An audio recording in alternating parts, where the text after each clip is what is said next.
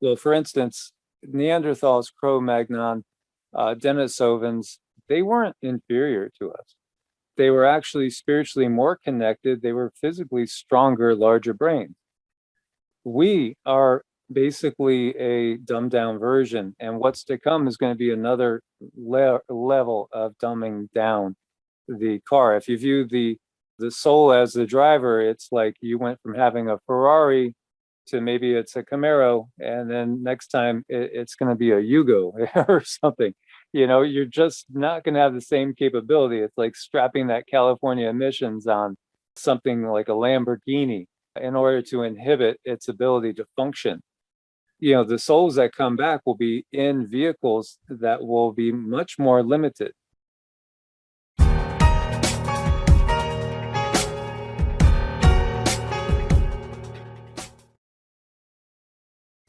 A newly discovered software flaw is possibly the most critical vulnerability in the last decade for anybody with an internet-connected device. This software vulnerability grants hackers, spies, criminals easy access to customer data off of countless enterprise-level websites. Your privacy is in your hands. That's why I use Virtual Shield when I connect to the internet. It helps protect my online data from my mobile carrier, internet service provider, and data mining companies. You can head over to virtualshield.com, and in the download tab, I'm going to choose Firefox. And click Install Now to add the Virtual Shield add-on. It's just that easy. And get started with your free 30-day trial. Install it, click Connect. You'll see the shield turn from red to green. And you'll see how from my initial service provider, I was able to even change my IP. Virtual Shield Network protected. I've partnered with Virtual Shield to give the Adapt 2030 audience 50% off for life and a free 30-day trial of Virtual Shield's VPN. Go to virtualshield.com/Adapt 2030 or click on the link in the description box below to start your free trial today. And now on with the video. Right here with Michael and Cindy from Evolutionary Energy Arts. I drifted off and I was having this dream that there was a huge wind coming. And in my dream, I thought, holy crap, it's going to blow the greenhouse away. And then when I got up, there was, the wind was like intense and had moved the whole greenhouse a foot. My dream warned me because I didn't even look at the weather outlook. I put some cinder blocks and then we went and got stakes and we got some more blocks to put around the periphery of it to keep it weighed down. Should be okay. It's almost like you need a dome greenhouse versus the hoop house style. But you can't grow as much inside. So I don't know, it's a 50-50. But because it's so shielded, and then I'm just going to augment it a little bit, get some 6mm greenhouse plastic, which I had a bunch in Nevada we forgot to take with us when we left, and beef up the frame. But I think the next thing I would do, I would actually just simply build a wooden frame and use the greenhouse plastic that you could get online. Even if you had 1 acre, did intensive gardening because my wife and myself, we did a huge amount of gardening. You'd be surprised how much you can put out. And I know you know, but people who don't know. And it's an enormous amount of food if you intensively garden. A whole acre, that's an enormous amount of food, an enormous amount. And then those people working together on that piece, even 2 acres could be incredible productive. And, still we have plenty of room because we have that one greenhouse, which could hold a bunch of stuff. And that's 20 by 10 by 7. And then we have an area in the back that we were using that's about 50 by 60 as our main garden. And just as a test run, we'll get a ton out of just a 50 by 60 plot. That's going to produce quite a bit. The one thing I saw was the damage by insects, because it could happen overnight. Those caterpillar worm-like things that get to be about 4 inches long. One day, it just took every single leaf off of several tomato plants. I know we don't have a lot of cold weather here. Typically, we really only have 2 months where you really got to worry about frosts, realistically. Plus, I think we have a little microclimate back there since it is so protected by the wind. If you can get more space to be able to grow more, because somebody else will work the land for you, Food's going to get that incredible valuable that if they're in the food anywhere where their fingers are on it, they're going to want to work for it, help out on the land. Maybe somewhere as far north as southern Missouri, but then I worry about if it gets a lot colder. It's going to be very challenging, and you have the shorter growing season. When you look at where did Bill Gates, where did he buy the most farmland? It was actually in Louisiana.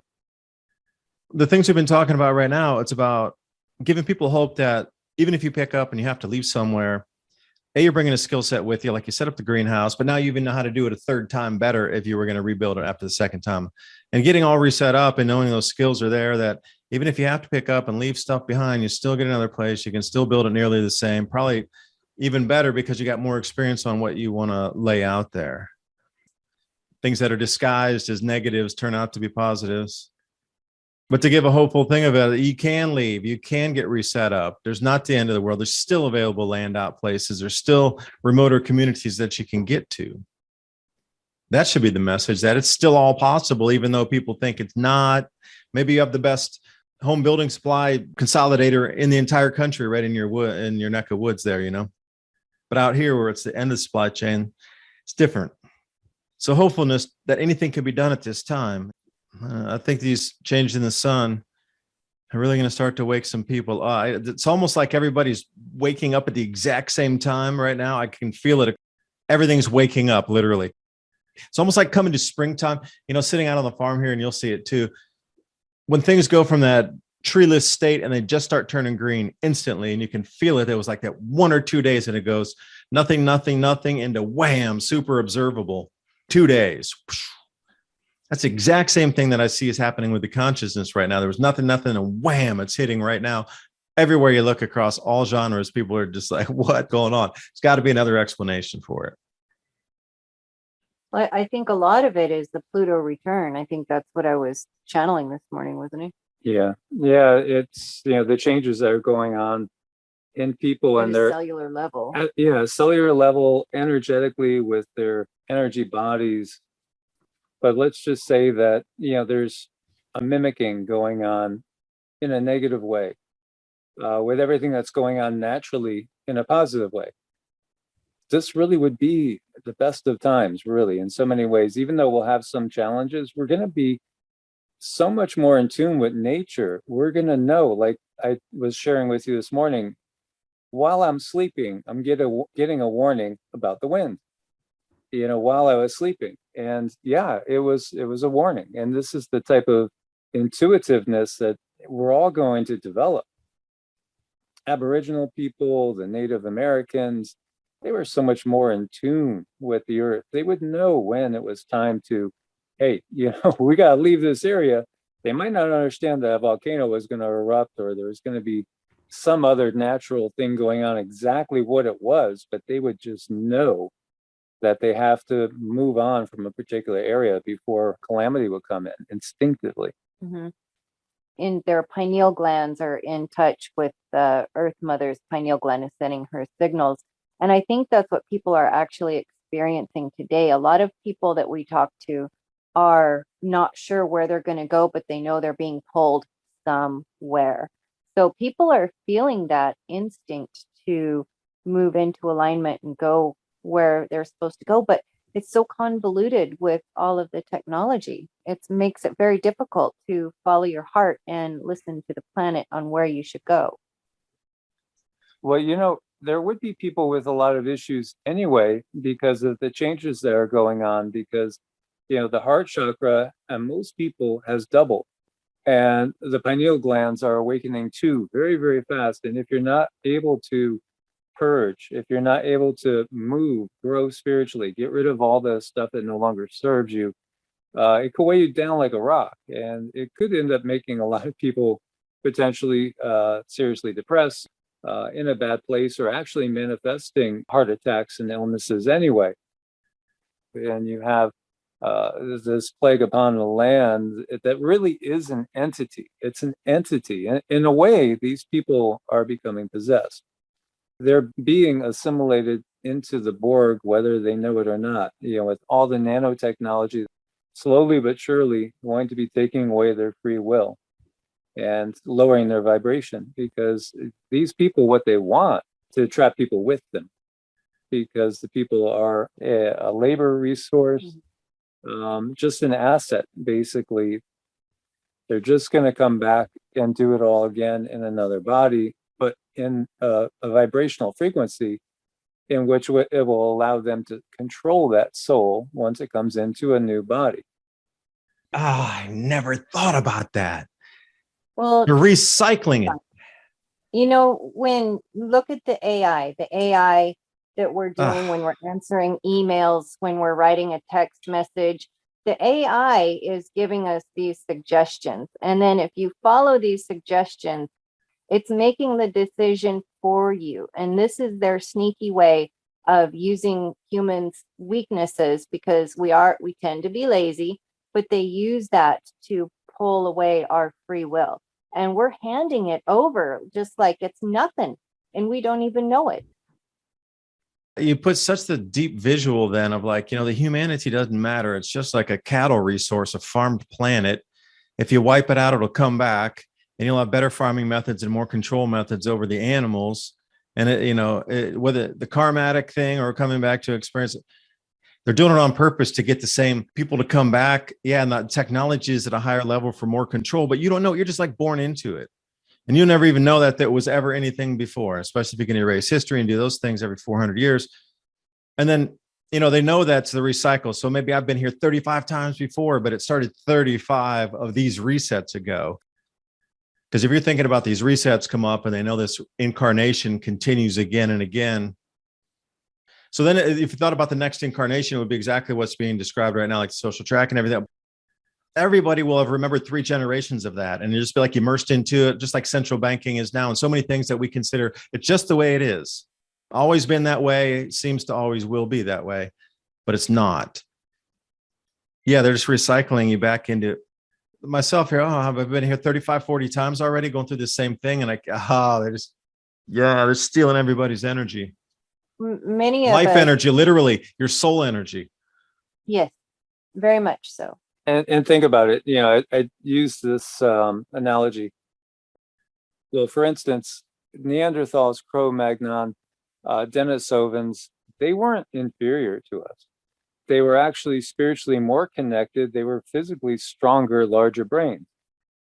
We are basically a dumbed down version, and what's to come is going to be another level of dumbing down the car. If you view the soul as the driver, it's like you went from having a Ferrari to maybe it's a Camaro, and then next time it's going to be a Yugo or something. You're just not going to have the same capability. It's like strapping that California emissions on something like a Lamborghini in order to inhibit its ability to function. The souls that come back will be in vehicles that will be much more limited. Over time, this is what they've been doing. Homo sapiens sapiens is much more limited than the ones that came before. Who are the giants? Who were the giants? It's many of us. Getting now sized down and pineal glanded down, and corrosion of the pineal gland. What's the size of the body going to be on the next downgrade? It's what they've been doing. And how many incarnations? This goes back a long, long way. We've not gotten a definitive number, but it does feel like we're talking millions of years. When I traveled in India, this is many years ago, I had learned at that point 23 million years was the number given. 23 million in India, going back that far. So that would make a lot more sense to the way things are done now. And if you look at the history and you think about if inside the Earth, there are caverns, and again, planetary geometry, where they're going to sit in their orbits like 6,000 years from now when the eclipses are coming, all these things, but they still can't explain to you even what the core of our own planet is, but they're trying to explain the rest of the galaxy like they know it like the back of their fingernail. Oh, it's the back of my hand. I know the galaxy so well. So they don't even know anything in the spiral arm of the galaxy here that we sit in our own galaxy barely, let alone the whole universe. But it does follow the precession of the equinox is what we've gotten too. So we do come into this time period, and they're like vultures or sharks waiting for us. Well, And they call them bottom feeders, the galactics. yeah, They're already here. they're bottom feeders. They know when we're going to come back around into their Galactic. territory, so to speak. It does have something to do with the precession of the equinoxes. So from what we've gotten, about more than 20, maybe it's about 22.5%, somewhere around that period of time, we're in their zone where they could affect us. The rest of the time, they can't affect us. So, then humanity rebounds, we elevate upward, and we have these golden ages. We actually interact with all sorts of openly. And, knowledge abounds, and the lifespan of humans increases exponentially. Those numbers that you see on the Sumerian kings list are not exaggeration. People are living tens of thousands of years. It's really the system that they impose upon us that's shortening our lives so much. All the different energies, frequencies, foods, everything. Oh, definitely with the foods. They got us there. They got us with the equipment, your phone, your computer, your internet. Then it actually ties you into this fake etheric realm. It holds your energy body down into these realms. And I have yet to channel exactly what it might look like for someone who might have passed away, who's already had the jab. But I am curious, and I do honestly feel that they get stuck. I know what you mean. Like they get grabbed and like pulled down into some kind of black goo or something like that, and they can't escape. The soul level, though. Yeah, Well, soul I mean, level. literally, it is scary. It is scary for these people because, the Draco are just right there. They're hovering. They're right there. They're ready to grab you. They're like sharks. They're going to claim you as their own. They're going to grab you and they're going to escort you right back over into another incarnation where they could utilize you again as Own this animal. We branded it. Look, calcified pineal gland. That's our brand. You don't brand the cattle on the surface of the animal. They calcified our pineal glands. That's our brand as a human on this existence right now. Exactly. Yeah. And so many people are asking for it. They're asking for them to take control over them. Just think about it, like with the interpretations. I pray me now, the Lord to take my soul if I shall die before. You're asking for them to come and control you. Yeah, because you're asking me to take back by something else instead of absorbed by the creator. It's vibration, it's frequency, that's all it is. So if they could control that, you could connect. Because sometimes in vibration too, you can come to that 0 point where it's a canceling of each thing. So what if it's the cancellation of all noise sound and they're hitting those frequencies, whereas people think it's the noise that they're looking for, but it's the canceling wave to bring it to 0, to bring that, I guess, claim the host, for a better term, the soul of it. Well, they have their ways. They've done this many times. It's definitely not their first rodeo. So they do know how to put these carrots out there, plant these seeds and let things grow. And we're giving away ourselves. We're just freely giving away our souls. And they don't have to do anything anymore. It's just, we just walk up and say, here we go. We make it that easy. And we got to stop making it that easy. Yeah. So you mentioned the 20% of the time we're in their range of visible and effect. So the other 80% we're out of the time. Like, when's that cross out period? Because it seems like we're heading toward that. All the Vedic Yugas talk about it. We're moving into the Dwapara Yuga. So that's exactly the same thing, like that cross out. So is there any kind of feeling of, are we in the crossing over them? We're going to lose them out of our visible light range era, or where do we sit now on that timeline of getting out of the soup, if you will? It's a process. I do think the most dangerous years are the next handful of years. But it's interesting because really, when you look at your channel, the name 2030, that is what we get is the turning point, is 2030. Right around there, that should be the point where they are really losing control and will not be able to hold on to the power that they have right now. Because right now they really do have, I don't want to say absolute power, but they really are controlling the entire chessboard right now. Around 2030, it should be the point where we are on a pretty equal footing or heading towards that equal footing. And then they're just going to be slowly, just like a spoiled brat kid that knows he's going to lose the game. They get more dangerous, and they'll just be trying to spoil so much and take whatever they can. But, it'll be inevitable. But the reality is, there's still going to be somewhat of an influence for the vast majority of people's lives that are alive now. So it will take a while. I mean, it might take another whole generation, another whole 70 years before they're no longer a factor at all. Their power is going to keep waning. It seems like 2030 really is right around that point when that power should start to shift to our favor. But hell on earth is right now, we're just starting to get into it. Through 2025-ish, it's going to be probably where we lose the vast majority of the people, the next 3 years or so, 3.5 years. Matches up with the grand solar minimum timelines too. And then you think about, well, what could we employ for our own minds, bodies, and spirits to get through this more tumultuous time? Because, with the planetary geometry coming up, that square of Jupiter, Saturn, Uranus, and Neptune, and the Earth sandwich between that is the second magnetic field. That apex is in October of 2024. So there's going to be vast changes in the skies moving forward from this point. Earth cracks. A lot of things are going to start rifting, and that'll be signed.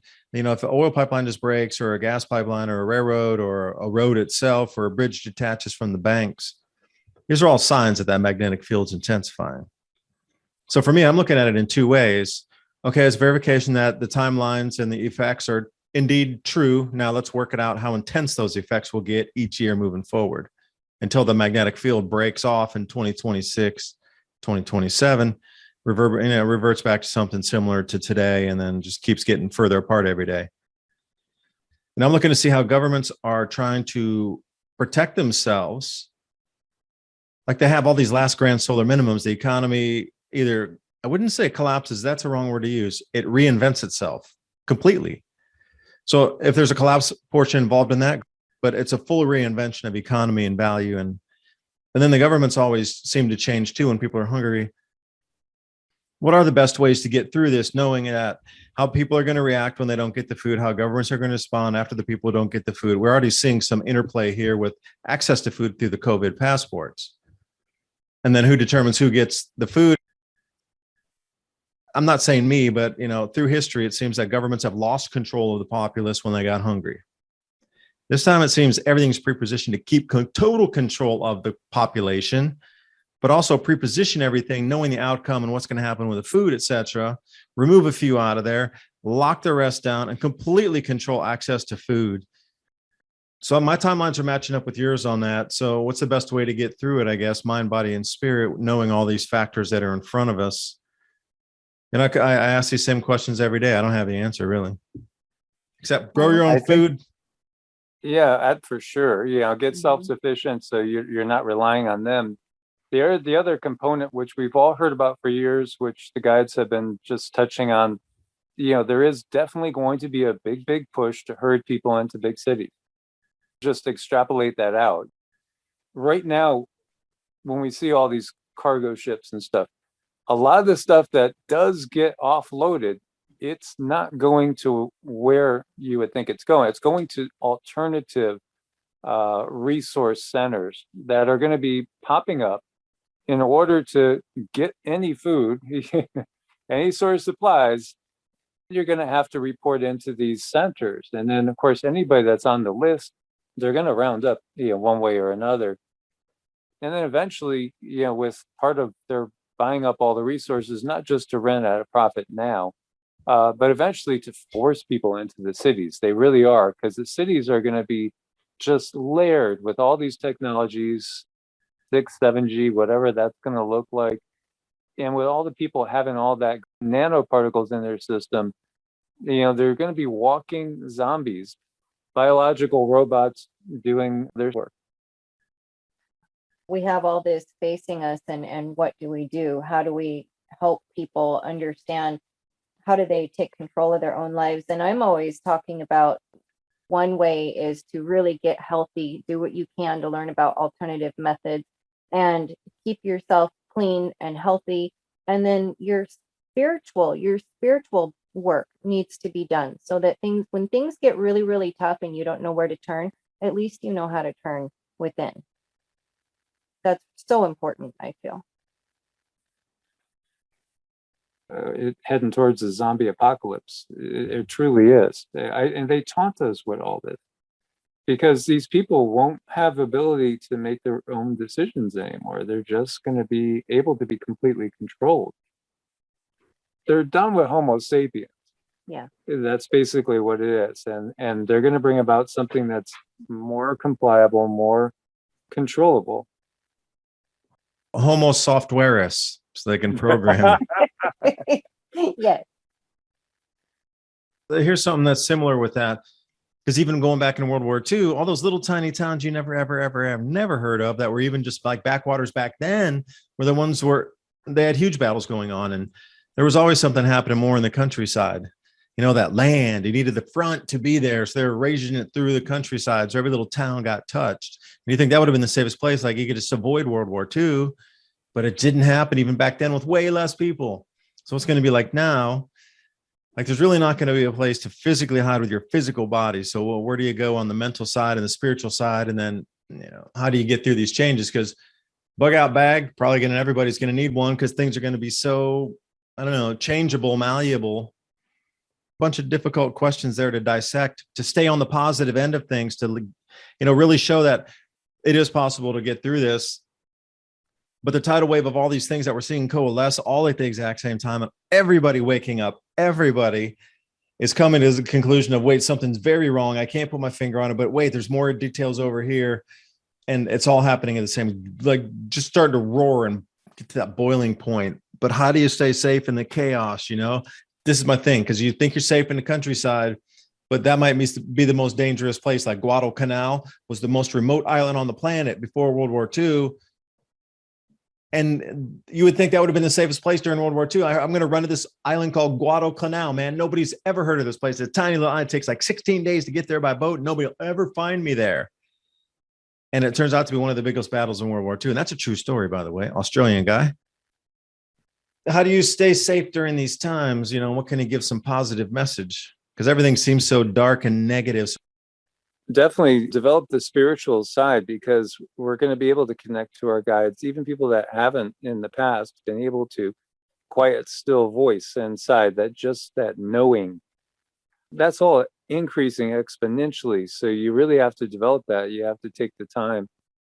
For me now, and Cindy, it's daily yoga and Qigong, and spending maybe an hour minimum every day doing those things, meditation and mantras. So you add that into the mix, then for us, most days it's about 2 hours a day or so of those things, that connecting on the spiritual side.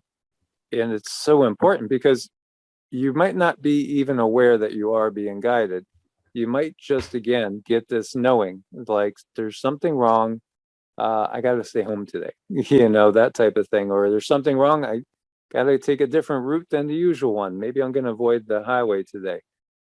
Little things like that, you know, just listening to those instincts, because everybody has guides and your intuition will build. That's going to be what's going to kind of keep you safe. You really got to hone that and work on that. The spiritual side's the most important thing.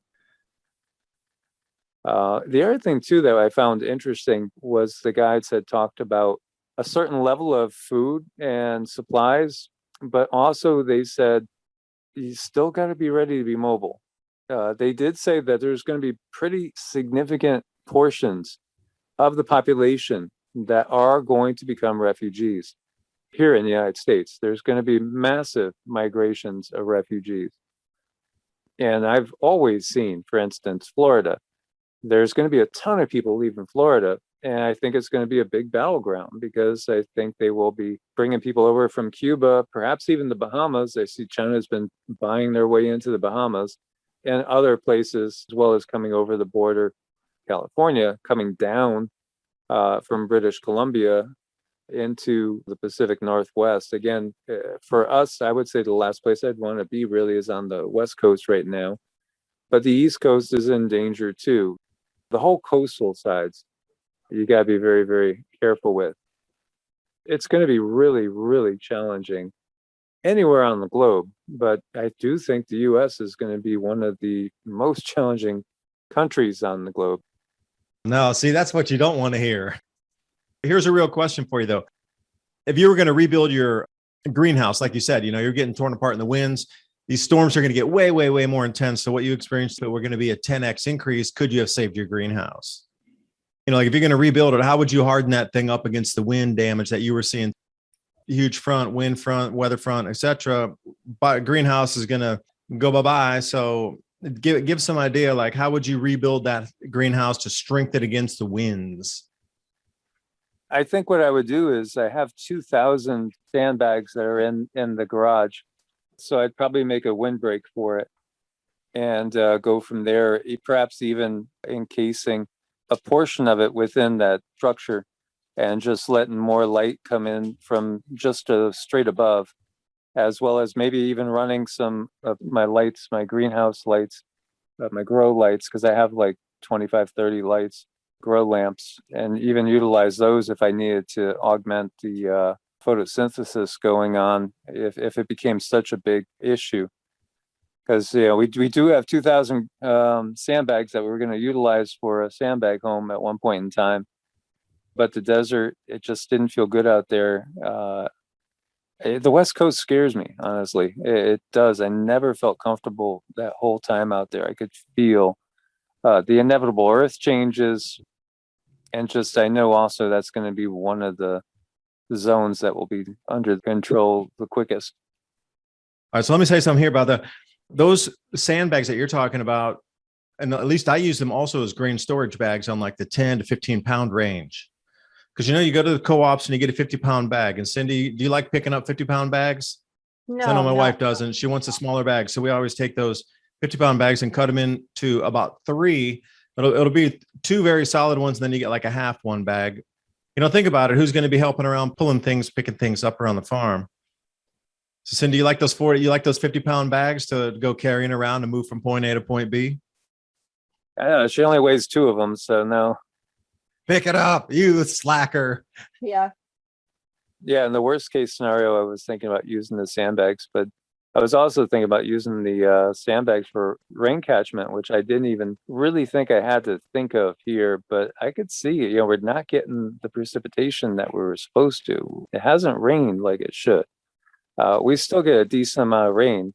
It's not desert at all, but here we're supposed to get 3.5 inches typically in August. Every other month is 4.5 to 6 inches. It was a lot of rain in the spring, so much so that I was worried about flooding, and I could see flooding issues developing. But now it feels like that drought is moving farther over this way. We had too much rain. This is a real question for everybody listening. The way he was describing how to rebuild a greenhouse and strengthen it and harden it up against winds, is this a person you want in your community with this kind of skill set? And this is just a general answer because if anybody has this level of skill to keep your lives moving and make them more comfortable and be able to dehydrate food, grow food, provide electricity, clean drinking water, like you say, catchments, whoever has that skill set of being to understand something that's a little technical, I mean, how welcome are they going to be in communities, just even knowing these skills? When you're talking about that too, I know so many people that are looking for communities. And at the same time, when we're talking about intentional communities and coming together, then you get those interpersonal conflicts with, how are we going to do things? Well, I think we should do it this way. No, I think we should do it that way. Well, yeah, but I own 35% and you own 22% of this land, or however people are working it out. It's a challenge. It's a real challenge. Don't you agree? I wholeheartedly agree. I think compatibility is probably the number one most important component if you're putting together a community like that. It's super important to understand other people and at what level is their maturity and their skill set. Well, that's a great point. Yeah. How would you define maturity, though? Obviously mature enough not to throw food at people in a food fight at a table, you know? Above 3. We were watching a movie that it was about a real life battle where soldiers, on the battlefield, I mean, they don't always carry out orders per se. And there's always people that will take the easier way or be an opportunist. And if you're counting on them and entrusting them with your life, because you're entrusting them to be around grains and food and stock and livestock or whatever it is that you're all sharing, and then when the chaos hits, say a few of them decide they're going to book, and you know what, they're going to take everything with them, and then you turn around and everything has been heisted and in the middle of the night, or a big portion of it's gone. So you got to really be able to trust people. And people do change when they're under stress. Think about that. I know you have, David, thought about that. You know what happens. Think about times like the French Revolution and how desperate people are, what they would do to feed their own kids, sometimes, unfortunately, at the expense of friends and even family, other family. Yeah, the things that are unthinkable now might this transition period. But again, what kind of test is this for us to go through this? We're going to go through something that hasn't been really experienced ever with the level of people on the planet right now and the amount of technology that will be lost to bring us back to, I would say, beyond pioneering lifestyle. If we can hold it together really well, it'll be pioneering lifestyle. It's almost like everything, every construct that you know and have grown up with to know is a truth is going to be ripped out from under your feet and replaced with something new in a couple of years. A lot of people aren't in tune, but I'm wondering if things go awry and people are really moving around, as you say, if these solar cycles, lunar cycles, solar eclipses, lunar eclipses are going to have even a greater effect on people. This 2 years, it's going to rip their psyches to shreds. Like, is this the whole point, that the journey here is to have everything ripped to shreds and reassembled again on the other side in a different, more enlightened fashion, or like an upgrade of needs for the human? I don't know. There's going to be a lot of incredible events going on, though. Some of them terrible, some of them great as well. We've learned a lot about how the universe works, really, in the last few months. It's been amazing through our meditation and channelings. It's truly been very, very eye-opening. And one of the reasons why the higher benevolent beings do not interfere directly is because this human experience, while we can't take your possessions with you, you most definitely take your actions with you, your learning with you, your karma with you. And if you want to look at it like a video game, it really, in so many ways, is kind of like a video game. Yeah, the more we learn, it is very much so. I mean, we have avatars, right? These bodies are just vehicles. They're like avatars for us. And we can level up.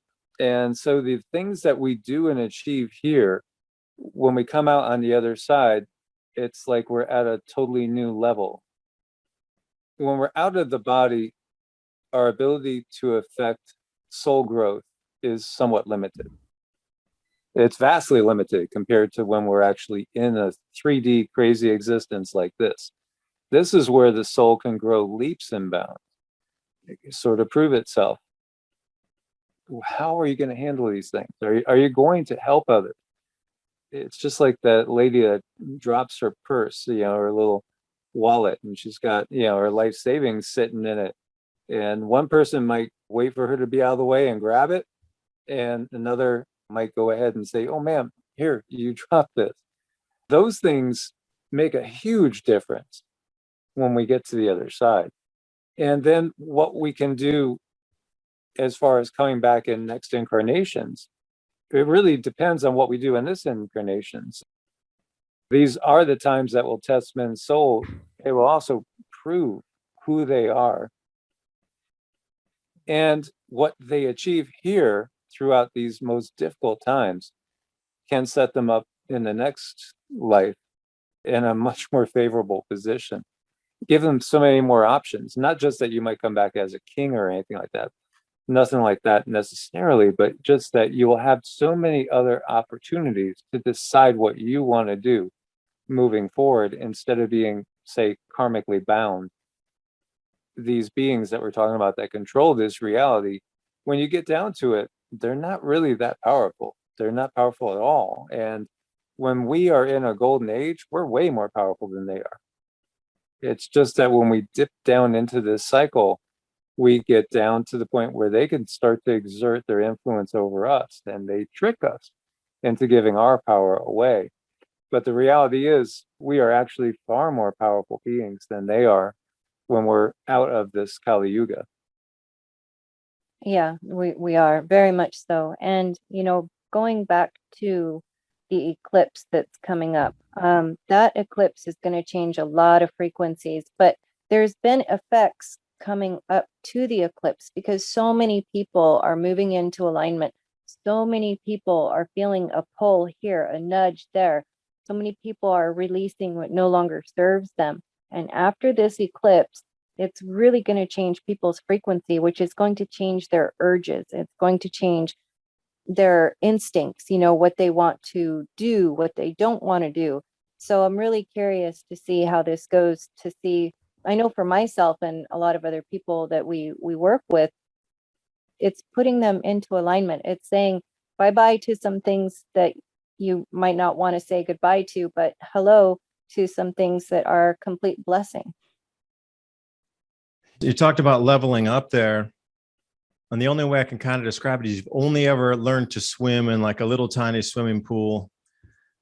And then you get plucked and dropped into 10-foot Hawaiian on a super smashing day. The level up of how the water's moving and the requirements to be able to swim and maneuver in the medium that you're in.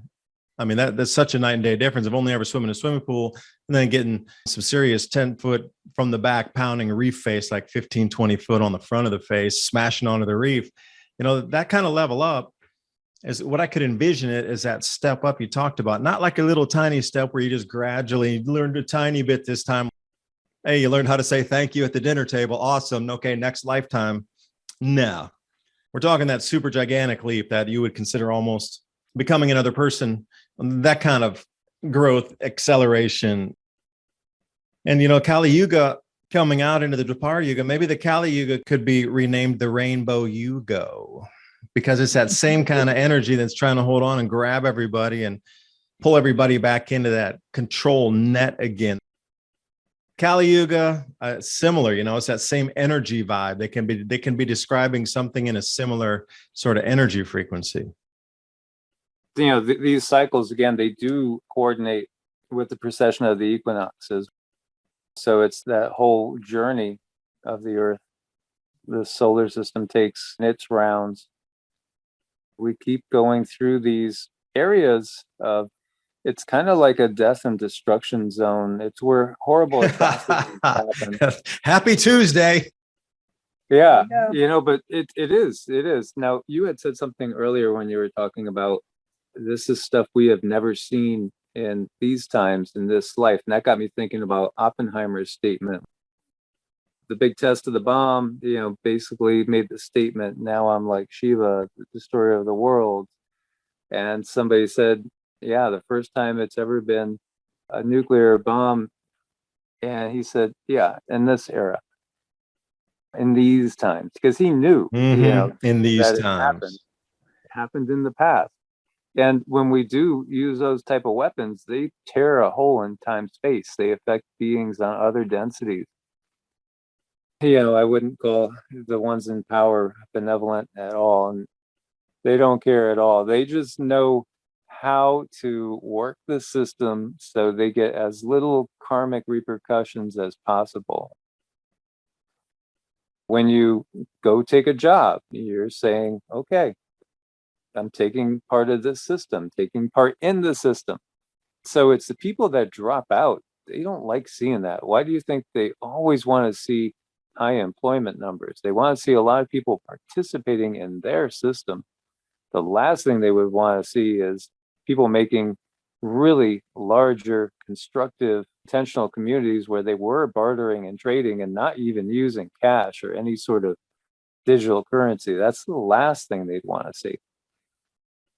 I think they're real professionals at emotional blackmail, at getting people to do things that they otherwise would not do.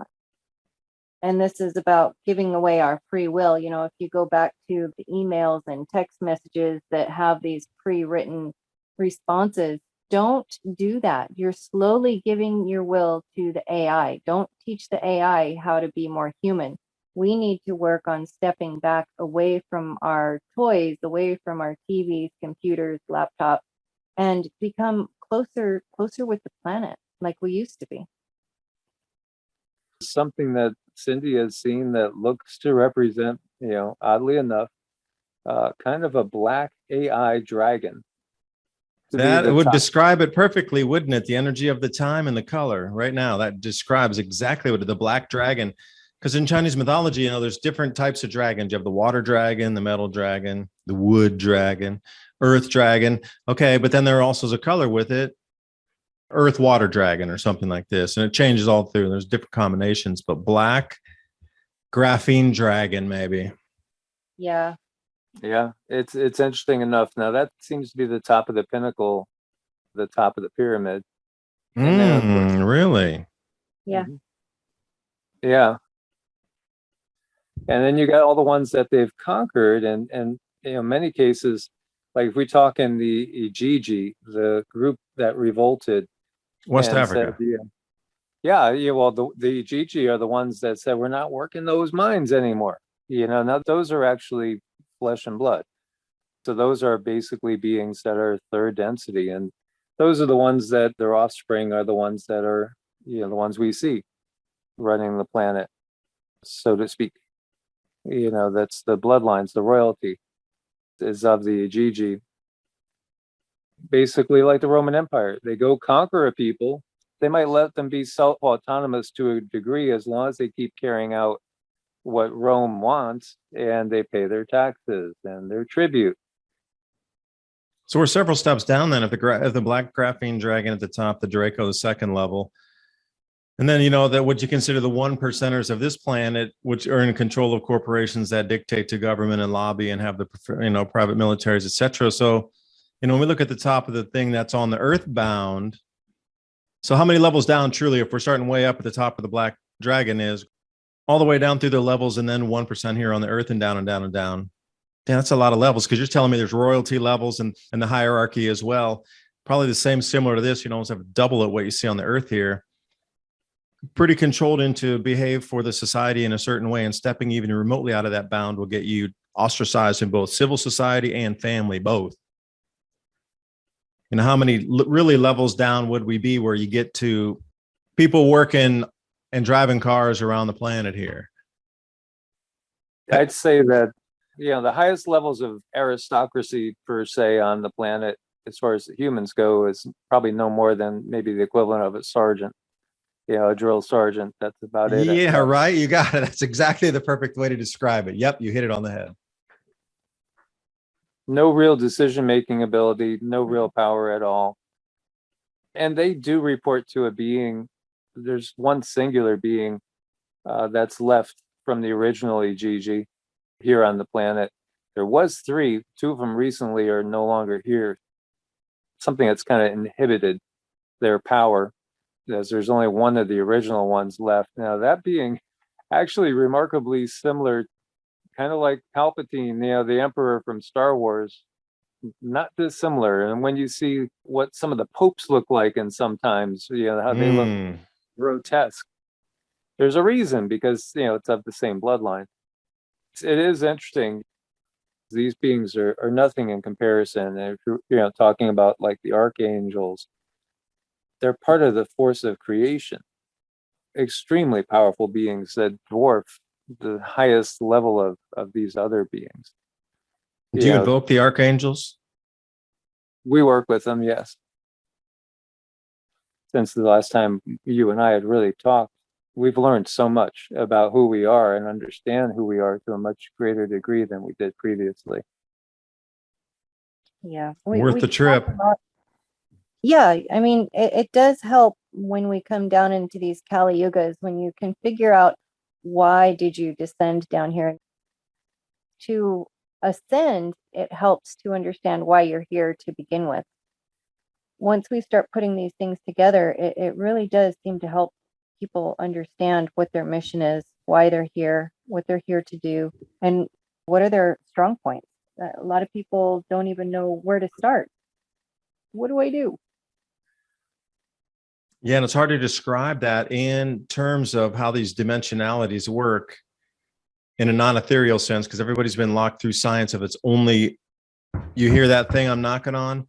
They don't even describe it as moving energy that coalesces to form a solid object, like, these atoms and electrons, and we're getting the same thing from the sun, and these different electrical particles and charged particles, dense particles, plasma, the vibration of the atoms and the molecules creating the thing that you think is hard there. It's not, it's an illusion. It's all energy field densities.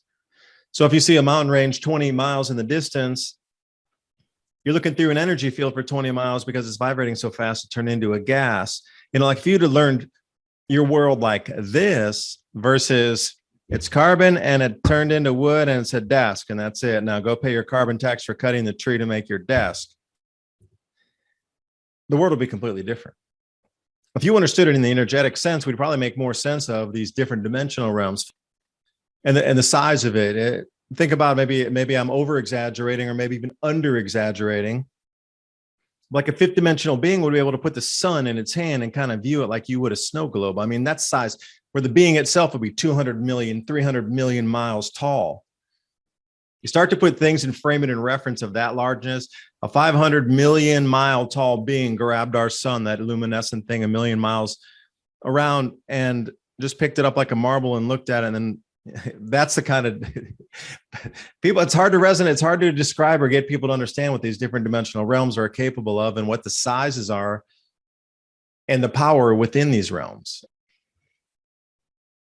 We are very limited with our vocabulary words that we have. I know, you can't describe it. It's indescribable. You're right, Cindy. It is. Right.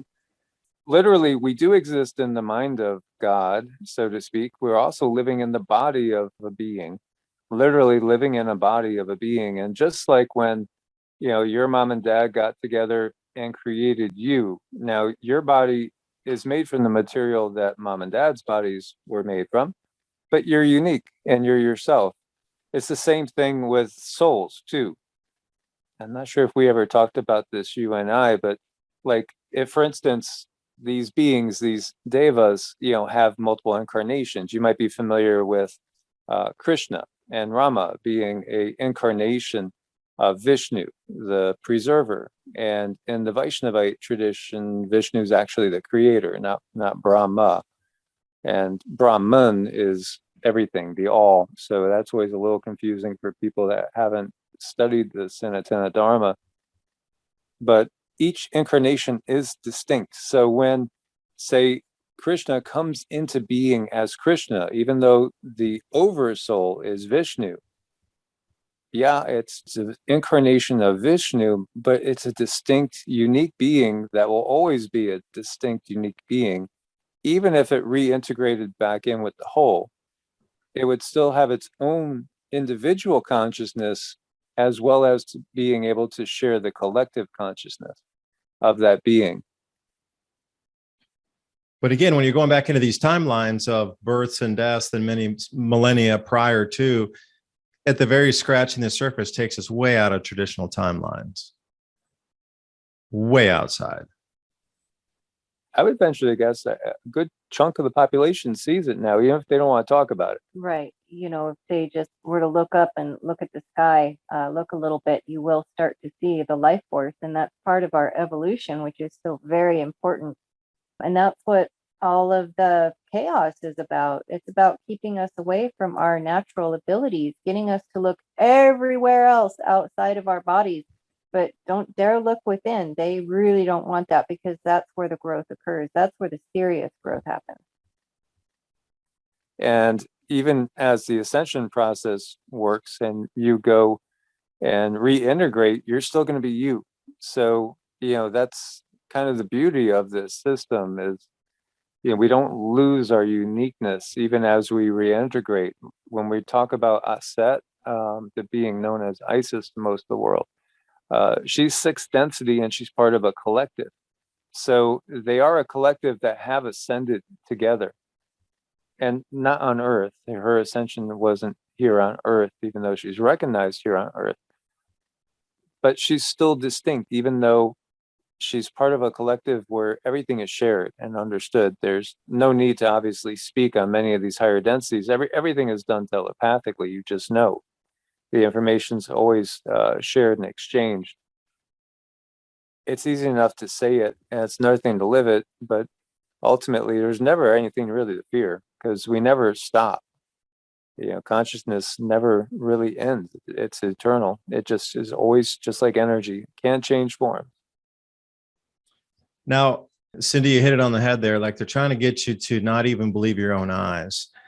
So, you do start to see a lot of these wafting energies. And what's going to happen when plasma comes in and it takes on the look of a dragon in the skies and the petroglyphs that we've seen on the canyon walls? And now they're trying to say, no, you're not seeing energy waving out there. Those are noctilucent clouds. They're always going to try to tell you it's something else because it does sort of look like it. And they already have a pre-made excuse for all these different energetic features, if you will, what they're going to look like. There's already a predetermined excuse for it. Mm-hmm. Don't believe your own eyes. They don't work. Or your feeling too. That's all made up stuff. That's the message we're getting now. You can only listen to doctors and scientists, and that's it. Nothing else counts. And when did these terms come into being too? That's another thing. Like you said, don't worry, it's just noctilucent clouds.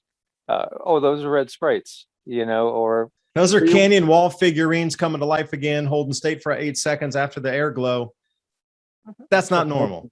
I mean, it's a repeat, but it is normal, but we just didn't see it yet. Well, when we come out of all this, we can focus on the destruction and the mayhem that's coming. But the reality is the people that are going to be coming to incarnate again on Earth are coming into something that's going to be so much better than what it is now. Totally, totally different. And life is going to be something we can't comprehend, really. You would think of it as being more like that heavenly existence. But there's a reason why we choose to come here. And it is for soul growth and all too.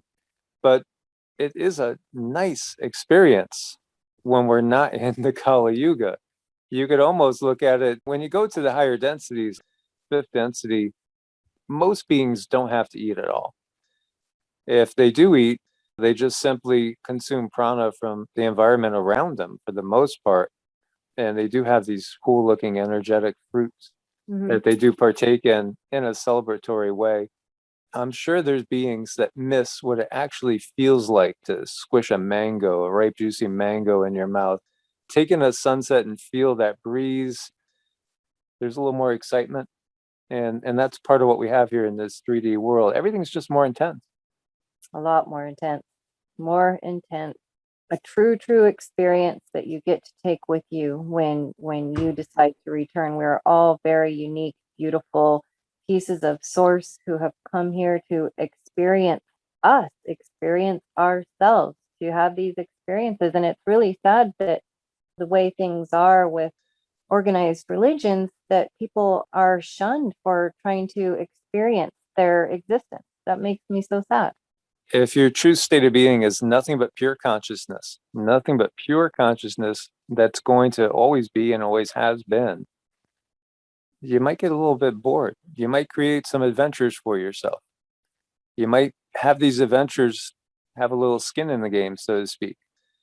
Danger, just like a good movie, just like a good video game.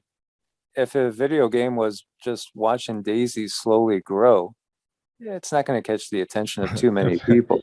Versus a pit of crocodiles ready to nip at your heels. Yeah, let me ask you a quick question, though, a real one here. Like these powers, the innate powers are going to continue to grow every day. And at some point, it's just going to be massively understood that we all have these powers. So how do you know when these powers are activated in yourself? And I don't really need to say activated, but you're understanding that there's something that you can do differently now. And it's hard to explain that. But how do you grow those in terms of being able to make things manifest faster? Maybe not instantly, but near instant, or being intuitive, or, being able to use the energies out of your hands to coax plants to grow 180 times faster than normal.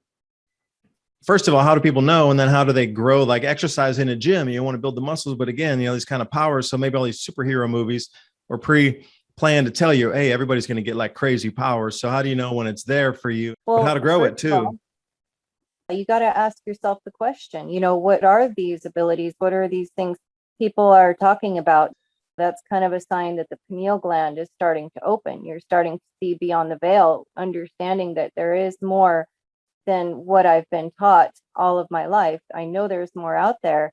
And then I always feel the best thing to do after you ask yourself this question is take a look at your diet, because they put so many things in front of us to eat to suppress these abilities. Look at your diet. That really needs to get cleaned up. And then things like exercise and mantras, meditation, all of these things working together can help you answer those questions. But first thing is somebody has to ask about it first. Yeah, you have to build your ability to focus. And it takes repetition. Can't grab a basketball for the first time and shoot and think you're going to be LeBron James or Michael Jordan if you go back to my era. It Yo, takes old muscle memory. timer, tell us about the old days. Did you have electricity back then? I know, right? When we had to walk 20 miles to school, uphill both ways in the snow. But, it's that muscle memory. It's the same thing. Practices right now, like if somebody's going to take up yoga and Qigong and meditation, Tai Chi, pranayama, all these mind-body pursuits, you're going to make progress probably in 2 months that it would have taken you 10 years a decade ago. Literally, it's just amazing what we can do right now. So like if everybody out there just closes their eyes for a moment and puts their feet flat on the ground, hopefully you don't have rubber shoes on, because that could definitely impede the life force. Just visualize with every breath that you take, feel the life force that's all around you, the force that Yoda speaks of. That's really what it's based on. The ki, the chi, the prana, the ril. Inhale in and see if you could sense this energy coming into the body. Pull it in through every single pore. And, do it with a little bit of force. So as you breathe in, do an abdominal breath. So let your diaphragm drop down, let your belly expand fully, feel a little expansion on the sides and the low back, and pull in this energy. And see if you could feel a little tingling, a little perhaps feel of fuzziness, a little bit of maybe a buzzing going on. Maybe you start to notice, hey, my palms are tingling a little bit, or I feel a little tingling, on the soles of my feet. That's connecting to the life force because it follows our intention. So when I'm doing Qigong, it actually gets so that, my feet feel like anchors on the ground. And sometimes I feel like I'm going to break the tiles that I'm standing on because it's getting so intense. I've had times doing it barefoot out on ground that normally I wouldn't make an imprint on. But then when I get done, there's 2 big footprints, just like I went and stood in snow, because of that magnetic connection pulling the life force in. So that practice alone, if you just practice that, just intentionally know you're pulling the life force in with each breath. And then when you exhale, just see your entire body glow. If you want to increase your overall physical health, see it as a vibrant green. If you want to increase the vibrational frequency, see it as a violet color. It's a very high vibrational frequency. Each color has its own frequency and wavelength. And the violet is at the top of the visible spectrum. So that will help the ascension energies. Just focus on that. And I bet you most people will start to sense the energy just after doing it maybe a handful of times. And many people might feel it the first time out if they just simply clear their mind and focus on nothing but the breathing. Great advice, because you could use that in any kind of panic situation too. Just sit there and take a breath or two before you act irrationally or completely out of impulse or fear. Take in that breath for a second, even if it just slows you down for 1 or 2 seconds, so you can sort of recoordinate your brain. Because these times are going to be interesting and trying, and we'll need almost every hack that there is out there to be able to get us through this all. Yeah, the autonomous nervous system. We're only basically, it's a two-way switch. You're on fight or flight, or you're in rest and digest. When you abdominal breathe slowly, like you're going to do in that practice, most meditations, most, not all parts of Qigong. There's some practices like bellows breath, which is kind of like what Wim Hof does to build up a lot of life force quick. But most of it will take you into that rest and digest. So you're no longer producing cortisol. Automatically, you're de-stressed. Amish farm, they're closing down to just 2 days a week now.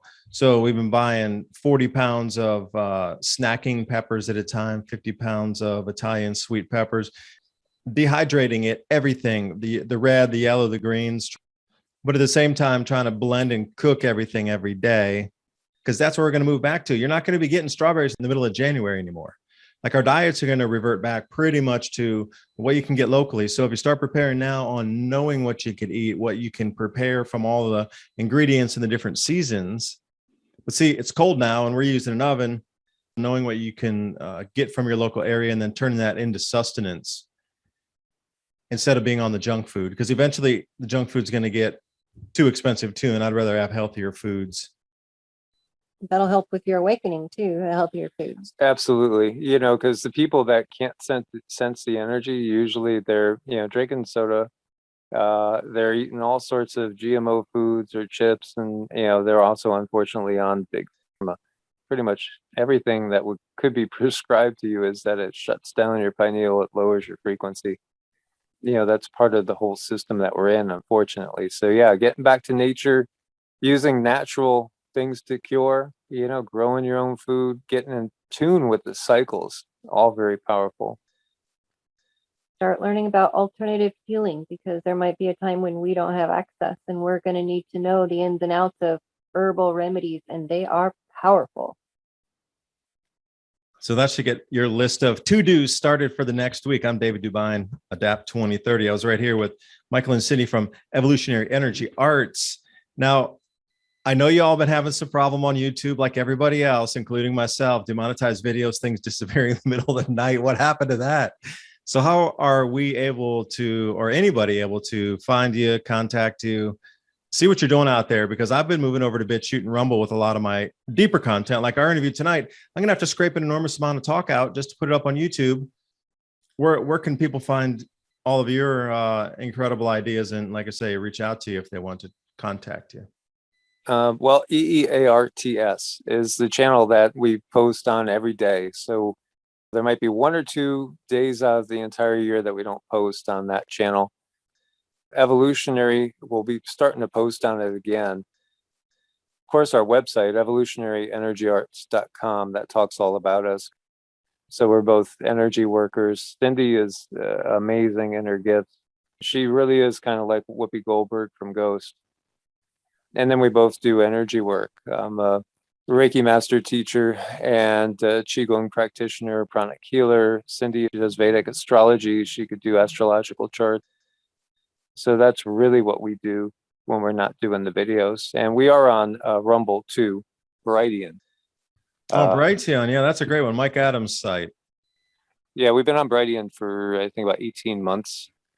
And that we have no problem getting stuff up. So on Brightian, it's under Evolutionary Energy Arts. And then on Rumble, it's under EEARTS, EE Arts. I mean, by the time we're old and gray, we'll have gone through 30 more platforms if we continue on the way we're going. We hope you got something out of our conversation, because it is serious time, but it's also requiring some serious solutions and serious thinking outside of the conditioning that we've been given. We're infinite beings, and it's time to take our planet back. And we will.